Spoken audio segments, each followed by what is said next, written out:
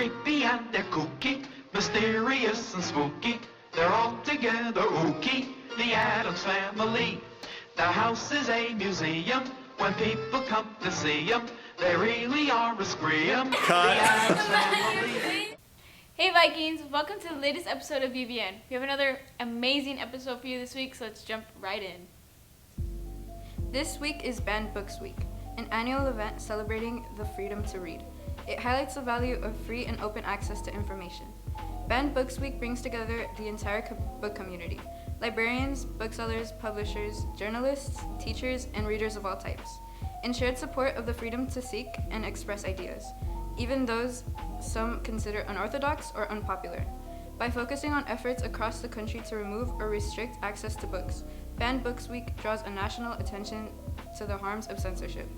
Please come by the library and check out your Banned Books Week displays and activities. We have formerly censored books for you to check out, a mugshot photo backdrop for you to take a picture in front of, crossword puzzles, word searches, coloring pages, and you can even get a chance to win a Starbucks card if you take a blind date with a banned book. They will also be raffling Starbucks cards to people who take a mugshot photo. Be a rebel. Check out a banned book and let freedom read. Also, the Media Center Advisory Board is kicking off its annual bookmark contest today. Come by the library and pick up an entry form. Bookmark designs should promote reading or school spirit. The deadline for entries is October 23rd. Winners will be announced at the Scary Story reading on October 30th in the library. It is with a heavy heart that we announce the passing of a dedicated educator, Fernando Robert Ledesma. Mr. Ledesma left the morning peacefully in September 11th. Mr. Ledesma was a pillar of knowledge, compassion, and inspiration to generations of students and educators throughout the Monte Union. He devoted his life to leave an incredible mark on our community. Mr. Ledesma's career spanned over 38 years at the district. He began as a Spanish teacher at Arroyo High School in 1959. Mr. Ledesma served as a school district administrator. In 1973, he became a principal at Mountain View High School and was later promoted to assistant superintendent of adult and alternative education in 1986.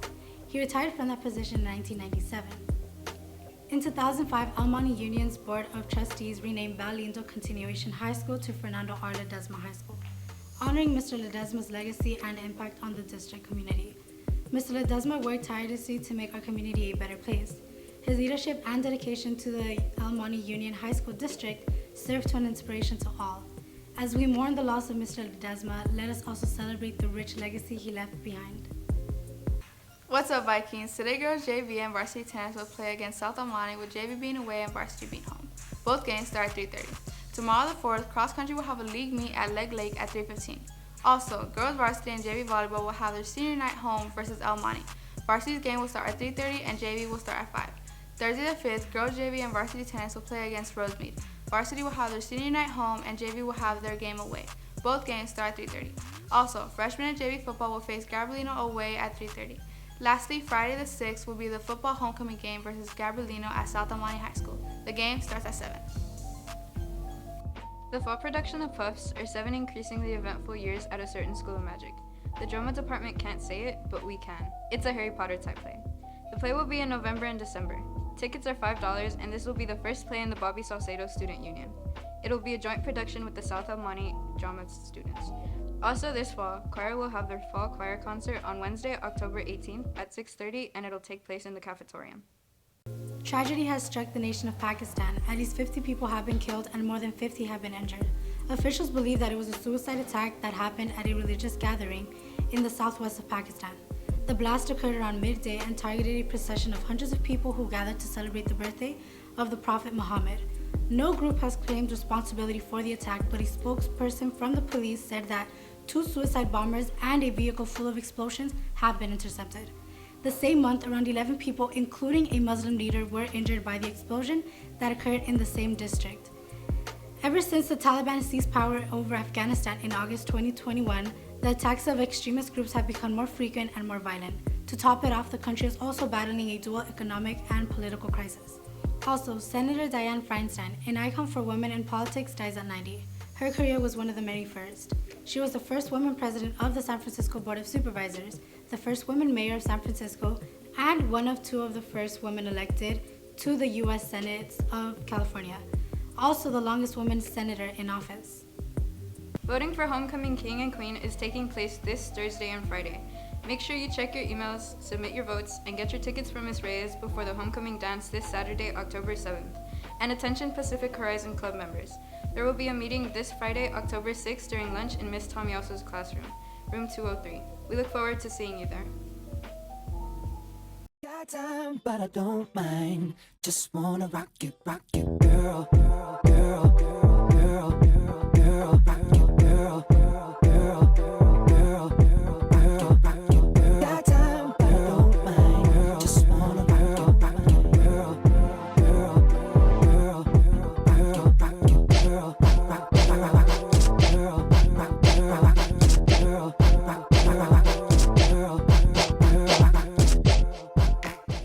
Hey Vikings, today's show recommendation is Alexa and Katie. Alexa is battling cancer with the help of her best friend Katie.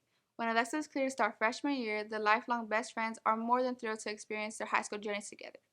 When fitting in is what seems to matter most, the two confront a crisis leaving them feeling like outsiders. You can watch the 4 seasons on Netflix. Have a great rest of your day, Vikings. Hey Vikings, today's movie recommendation is Pitch Perfect. Becca, who is a college student who knows that she doesn't want to be part of a club.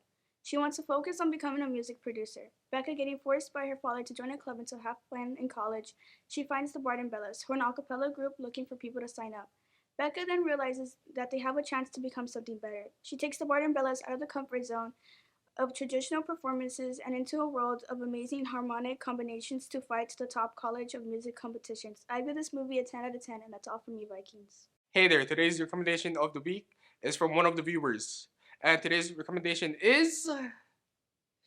Alright, PS4 Uncharted The Nathan Drake Collection. Unlike the live-action movie, this 3-in-1 game has great video games. You play as the wonderful man himself, Nathan Drake, a treasure hunter voiced by the same person who voices Mirage from Apex Legends, Roger Craig Smith. At the first game, Nate finds a journal to the way of El Dorado. Second game takes 2 years after the first game.